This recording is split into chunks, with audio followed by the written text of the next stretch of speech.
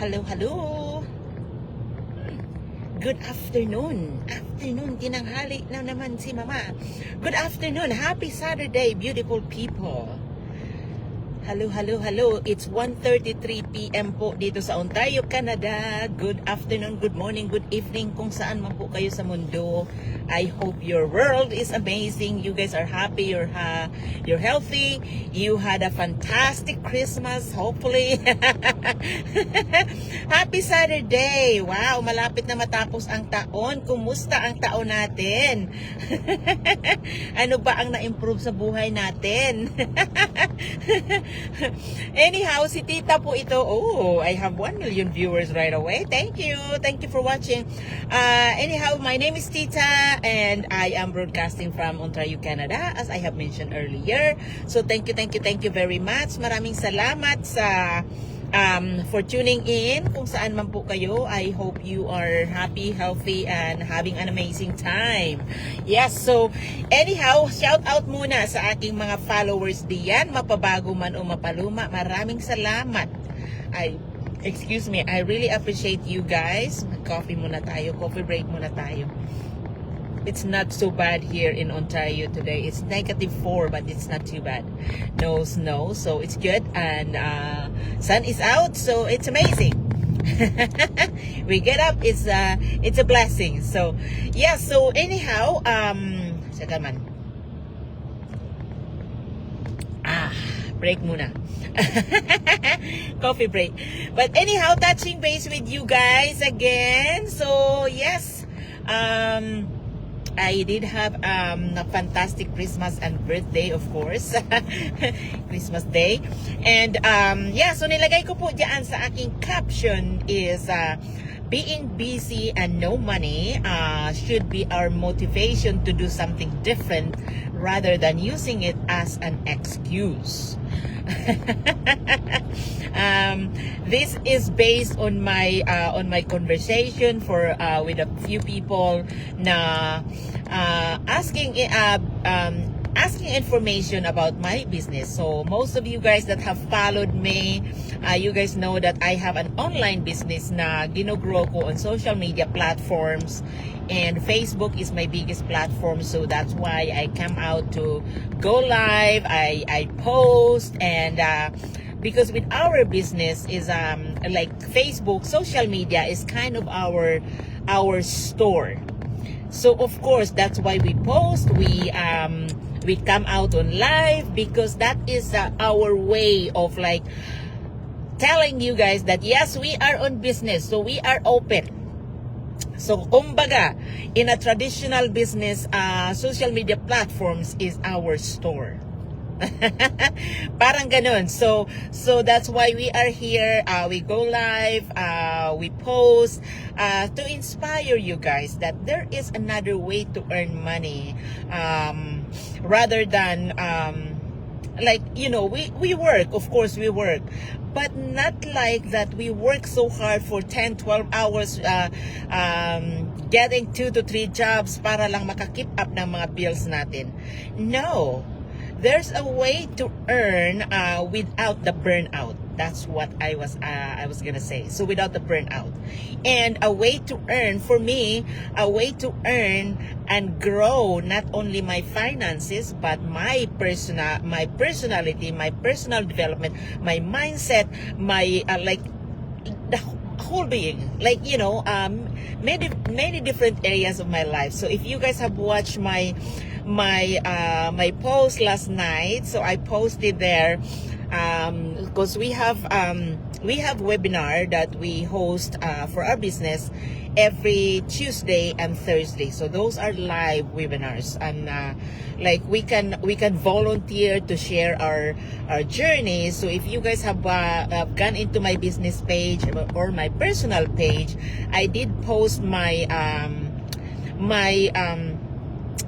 journey in our community. Thank you. Wow, 2 million viewers. Thank you very much for tuning in. I did post my journey, how this online business have changed me, have helped me, you know. So I have it posted. I was not able to get the whole thing because I lost the link. The link had expired, so I just get the one that my business partner actually have recorded. But yes, it was a live session that I went last Tuesday, and yeah, so I shared my journey. So if you guys have gone into my business page or my personal page, so you will know what this business and why I am doing this business. That is the first one, because everything that we do in life, we have reason. So I, like, you know, my reason was I wanted to have more time for my family. I wanted to, like, you know, I wanted to have freedom, because freedom is not, it's not, like, you know, it's not given to us. It's, we have to work for it. And when we are employed, of course I am grateful, because I'm always lucky to find a great employment, you know. And because I'm not scared to, like, you know, to do something extra, you know. I go above and beyond anywhere you Mary Rose, thank you for watching. Anywhere I am, I go above and beyond. Not only the task that's given to me, but I still go, like, you know, I go above and beyond. So, like, you know, and it's just me, it's just my personality, but it helps me, right? And yeah, so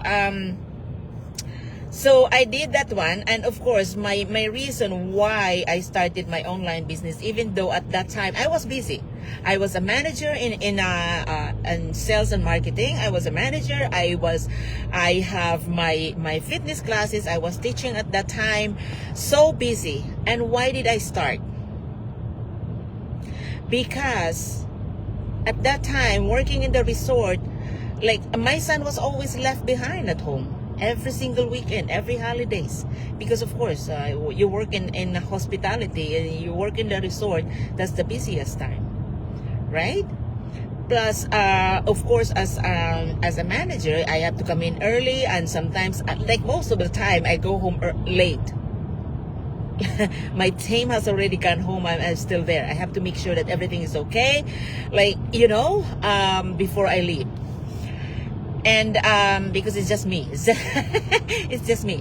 So why did I say? Because I was tired of leaving my son home alone. I was tired of working long hours. I was tired of, like, you know, you get to the point, like, if you are a mom like me, you can relate what I'm saying. You will feel it, because guess what? What is the option? Evelyn, thank you for watching. What is the option? What is there? It's open for you. With the high, with the rising cost of living, like, going like, having one source of income, it's not gonna cut it. It's not enough. Ricky, thank you for watching. It's not enough. If you guys are working in abroad, like, you know, we earn dollars, but we spend dollars. Dina, thank you for watching. We spend dollars too, right? So having, like, if you are in a minimum wage, oh my God, if you're in a minimum wage, no, you won't survive. You won't survive with just one source of income. So tendency is, like, you know, tons of people, tons of us are working 2 to 3 jobs. That is the reality. Pagka naandito ka sa abroad, that is the reality. We are grateful that there's job available to us, right? Which is amazing.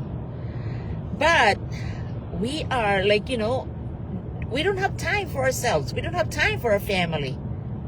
That's what I had before. That's what I was before, right? So even if na okay naman ang kita, I could keep up. I could pay my bills every single month. I could keep up. I could send money for my parents here and there, you know, help my sister. my brother here and there. But, like, I was tired. But that is why, like, in our business community, you will see people that are already, like, already earning 5 figures, 6 figures, like, income in a year or in a month, in a year, and still here. Doctors, nurses, lawyers, you name it. IT, engineers, is here. They're all here. Why? Because, yes, they earn money, that big money, but they didn't have time for their family. They're missing out lots of dinner time. They're missing out lots of milestone. That's what I was feeling before. So no, even if I was busy, I was already busy, I still decide to start my own business. Because it's so much different. Life is very unpredictable. Right? Especially ngayon, ang daming nalilay off, ang daming, restructuring sa mahal na mga bilihin. My goodness. You won't survive with just one source of income. No. And, yeah, so anyhow, that's, yan ang nilagay ko dyan sa caption ko. Like, use being no time, being busy, 2 to 3 job, and no money, because yes, our business is 100% legitimate. So there is an investment involved, 100%. This is no difference than traditional business, right? Now, because if you don't do something different doon sa situation mo na yan, copy mo na tayo. Guess what? 5, 10 years, 15 years from now, ano ang buhay mo? Busy ka pa rin. Wala ka pa rin time. Diba? Because you are relying to other people to dictate ng time mo. Whereas, if you're busy right now, if you build something different, Annabelle, thank you for watching. If you build something different on the side, on top of your job, then there will come a time. Thank you. Merry Christmas and Happy New Year. Yes, thank you. You as well. And there will come a time na yung binibuild up mo ngayon, yung sinaksacrifice mo na time, now, magpapasalamat ka sa sarili mo. Yan ang ginawa ko. So see, I managed to walk away from my full-time job in the resort. Yes, nagtatrabaho pa rin ako, but way less hours. Wala na akong weekend. Ito lang ang ginagawa ko on the weekend. One or two class every Saturday. After this, pauwi na ako. Banding na kami ng family ko.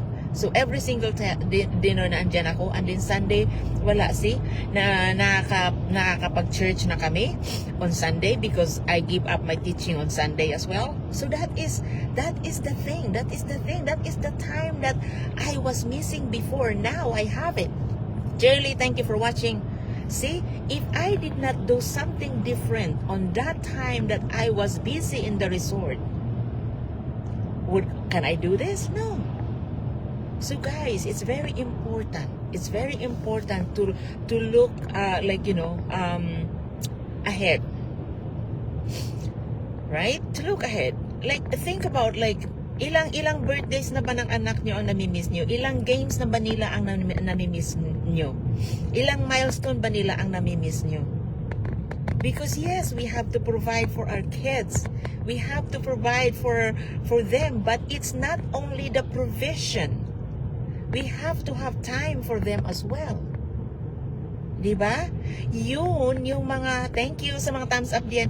Yung mga moments na yun yung nami-miss ko dati. Yun yung hindi mo malagyan ng price. Because just like me now, now that I am more present for my son, like every single game na naandyan ako, it's like, it's nice when you go into his basketball or any game that he has, pag nakashoot yan, he look at me like, Mom, did you see that? He's so proud and I'm so proud. Iyan ang pinakamasarap na feeling. Thank you sa mga heart diyan. See, think about that.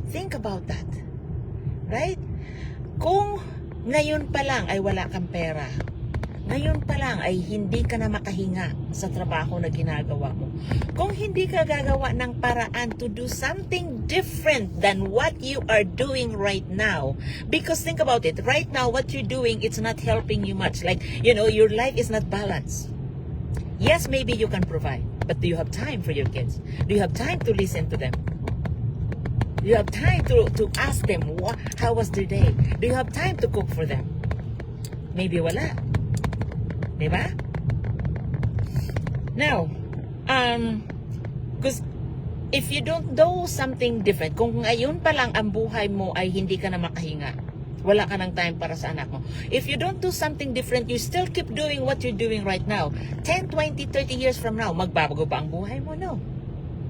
Because you did not do something different. You're just okay where you are right now. Right? So, yeah. So, anyhow, circle back doon sa aking topic. So, being busy or no money ay dapat maging motivation natin yan to do something different. Because walang mababago if we don't take action. Kung nakikita nyo yung mga post namin, kung nakikita nyo yung mga ads namin, there is something that is communicating to you. There is a reason why you are seeing them. Right?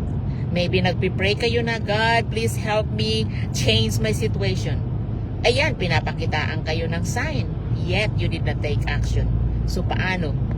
Paano mababago ang buhay nyo? Wala. Because you did not take action. Right? Ang tingin, ang kaalaman ay naandyan yan. Pero kung hindi mo gagamitin yan to your advantage, ganun pa rin ang buhay mo. Right? So, use whatever you have, whatever talent that God has given you, use it. For yourself, use it to help other people. Yeah. So anyhow, I hope it makes sense, guys. So hindi na ako magtatagal. But anyhow, hindi pa nangalahati yung aking coffee. Thank you. I appreciate you guys tuning in. I appreciate you guys watching. So if you would like more information about the business, ang kagandahan kasi sa business na ginagawa ko is we can use it anywhere. Yun, dati ang ginagawa ko is, because I was busy, on my break time, yun, doon ko ginagawa ang business ko. Doon ako nagti-training.